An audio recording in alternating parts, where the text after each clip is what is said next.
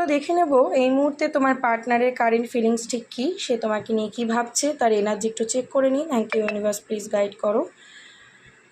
তো তোমার পার্টনার কিন্তু এখানে দেখতে পাচ্ছি যে তোমাকে হারানোর ভয় পাচ্ছে। তার মনের মধ্যে কিন্তু এবার একটা ভয় জন্মেছে যে সে হয়তো এবার তোমাকে হারিয়ে ফেলবে। বিকজ সে তোমাকে খুব রাগ দেখিয়েছে, অনেক ইগো দেখিয়েছে, তোমার থেকে দূরত্ব ক্রিয়েট করেছে, কিন্তু আলটিমেট সে কিন্তু নিজেও ভালো নেই। হতে পারে সে তোমাকে জেলাস ফিল করানোর জন্যে বা যাই হোক কোনো কারণেই তোমার থেকে ডিট্যাচমেন্ট ক্রিয়েট করলেও তার নজর কিন্তু তোমার দিকেই দূরে আছে, বাট খোঁজ খবর রাখে। এবং যদি তোমার রিয়াকশানে কিছু চেঞ্জেস পাচ্ছে, সে কিন্তু হারানোর ভয় পাচ্ছে। সে এবার চাইছে এই সম্পর্কে ব্যালেন্স, বিকজ সে তোমাকে ছেড়ে থাকতে পারছে না।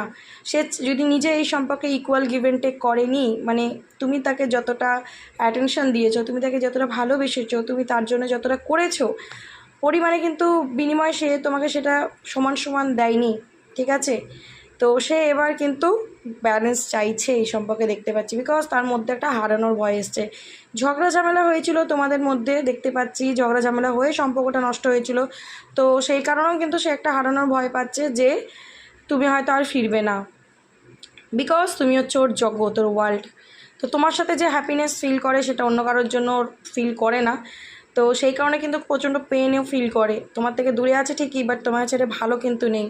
তো একটা স্যাড এনার্জি তো আছে, ঠিক আছে, প্রচণ্ডভাবে একটা স্যাড এনার্জি রয়েছে, প্রচণ্ডভাবে পেন ফিল করছে এবং চাইছে তোমার সাথে একটা নিউ বিগনিং, বিকজ তোমাকে ছেড়েও থাকতে পারছে না, ফিরে আসতে চাইছে তোমার কাছে। So claim this energy and thank you so much, God bless you.